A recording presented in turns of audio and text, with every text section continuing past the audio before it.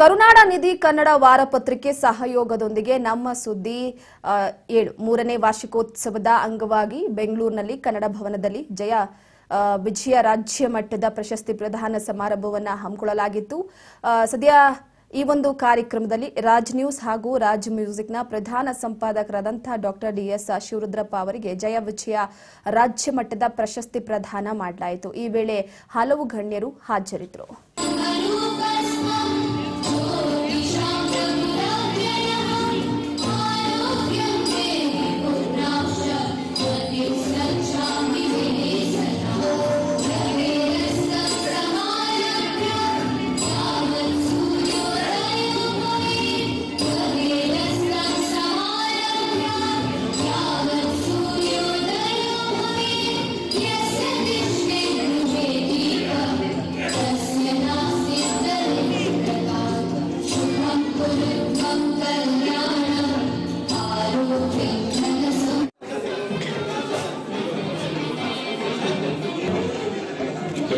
ಸಂದರ್ಶಕರು ಕೂಡ ಸಿದ್ಧರಾಗಬೇಕು.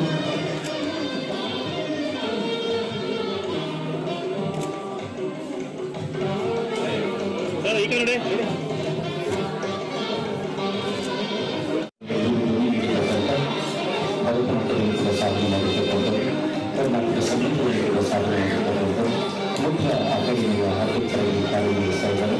ವಿಶೇಷ ಜಾಗರಣೆಯಲ್ಲಿ ನಿರ್ವಹಿಸಿರ್ತಕ್ಕಂಥ ಮೇಡಮ್ಗಳಿಗೆ ನಂತರ ಹೆಚ್ಚಿಗೆ ಮಾತಾಡ್ಬೋದು, ಯಾಕಂದ್ರೆ ತುಂಬಾ ಜನ ಇದ್ದೀರ, ಟೈಮ್ ಆಗೋಯ್ತು ಈಗಾಗಲೇ. ಕರುನಾಡ ನಿಧಿ ನಮ್ಮ ಸುದ್ದಿ ಆತ್ಮೀಯರಾದಂತಹ ಸಲ್ಮಾನ್ ಅವ್ರಿಗೆ ನಾನು ವಿಶೇಷವಾಗಿ ಅಭಿನಂದನೆಯನ್ನು ಸಲ್ಲಿಸ್ತೀನಿ. ಯಾಕಂದ್ರೆ ಇವತ್ತಿನ ದಿನದಲ್ಲಿ ಪತ್ರಿಕೋದ್ಯಮವನ್ನ 3 ವರ್ಷ ನಡೆಸಿದ್ದೀನಿ ಅಂತಂದ್ರೆ ಅವ್ರ ಸಾಹಸ ನಾನು ಬೆಚ್ಚಲೇಬೇಕಾಗುತ್ತೆ. ಸಲ್ಮಾನ್ ಅವರು ಈಗ ಕೆಲವೊಂದು ವಿಚಾರಗಳನ್ನ ನಾವಿಲ್ಲಿ ಹೇಳ್ಬೇಕಾಗುತ್ತೆ. ಒಂದೇ ಒಂದು ಸಣ್ಣ ವಿಚಾರ, ಮುಸ್ಲಿಂ ಯುವಕರಂದ್ರೆ ಅವರು ಪಂಚರ್ ಅಂಗಡಿ ಪಂಚರ್ ಹಾಕೊಂಡು ಕೂತಿರ್ತಾರೆ, ಅಥವಾ ಅವರೇನ ಎಲ್ಲ ಒಂದು ಬಟ್ಟೆ ವ್ಯಾಪಾರ ಮಾಡ್ಕೊಂಡಿರ್ತಾರೆ ಅಂತ ಎಲ್ಲ ಮುರಿತಕ್ಕಂಥ ಜನನೇ ಜಾಸ್ತಿ ಇದ್ದಾರೆ. ಅಂಥವರ ನಡುವೆ ಇಂಥ ಒಂದು ಪ್ರತಿಭೆ 3 ವರ್ಷಗಳ ಕಾಲ ಕರುನಾಡ ನಿಧಿ ವಾರಪತ್ರಿಕೆಯನ್ನ ಹೊರತಂದಿರೋದಂದ್ರೆ ದೊಡ್ಡ ಸಾಹಸವೇ ಸರಿ. ಯಾಕಂದ್ರೆ ನಾವೆಲ್ಲರೂ ಸಹ ಅವ್ರಿಗೆ ಪ್ರೋತ್ಸಾಹವನ್ನು ನೀಡಲೇಬೇಕು. ನಾನು ಸಾಮಾನ್ಯವಾಗಿ ನನಗೆ ತುಂಬಾ ಬಿಸಿ ಇರ್ತೀನಿ, ನಾನು ಈ ಕಾರ್ಯಕ್ರಮಗಳಿಗೆಲ್ಲ ನಾನು ಅಟೆಂಡ್ ಆಗೋದೇ ಇಲ್ಲ. ಅದೇ ಪಾಪ ಸಲ್ಮಾನ್ ಅವ್ರು ಬಂದು ಸರ್ ನೀವು ಬರಬೇಕು ಅಂದಾಗ ನನಗೆ ಖುಷಿ ಆಯಿತು. ಸಲ್ಮಾನ್ ಅವರು 3 ವರ್ಷ ನಡೆಸಿದ್ದಾರೆ, ನಾನು ಅವ್ರಿಗೆ ಅಟ್ಲೀಸ್ಟ್ ನನ್ನ ಕೈಲಾಗಷ್ಟು ಏನು ಮಾಡ್ಬೋದು, ನಾನು ಪ್ರೋತ್ಸಾಹವನ್ನಾದರೂ ಕೊಡ್ಬೋದಲ್ಲ ವೇದಿಕೆ ಮೇಲೆ ಇಟ್ಕೊಂಡು ಅಂತೇಳಿ ನಾನು ಈ ಕಾರ್ಯಕ್ರಮಕ್ಕೆ ಹಾಜರಾದೆ. ಇವತ್ತು 3ನೇ ವರ್ಷದ ಈ ಒಂದು ವಾರ್ಷಿಕೋತ್ಸವವನ್ನ ಅವರು ಆಚರಿಸ್ತಾ ಇದ್ದಾರೆ.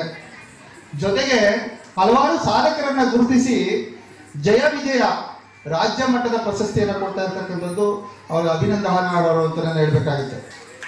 ವಿಜಯ ಪ್ರಶಸ್ತಿ ಸಿಗ್ತಾ ಇರೋದು ನಿಮ್ಮ ಜವಾಬ್ದಾರಿಯನ್ನು ಹೆಚ್ಚಿಸಿದೆ. ಪ್ರಶಸ್ತಿ ಪಡಿತಕ್ಕಂಥದ್ದು, ಪ್ರಶಸ್ತಿ ಪುರಸ್ಕಾರಗಳನ್ನ ಗಣ್ಯರಿಗೆ ಗುರುತಿಸಿ ಯಾಕೆ ಕೊಡ್ತೀವಿ ಅಂತಂದ್ರೆ ಅವರು ಸಮಾಜಕ್ಕೆ ನೀಡಿರ್ತಕ್ಕಂತಹ ಕೊಡುಗೆಯನ್ನ ವಿಶೇಷವಾಗಿ ಗುರುತಿಸಿ. ಎಲ್ಲರೂ ದುಡ್ಡು ಇಟ್ಕೊಂಡಿದ್ದಾರೆ, ಎಲ್ಲರೂ ದುಡ್ಡು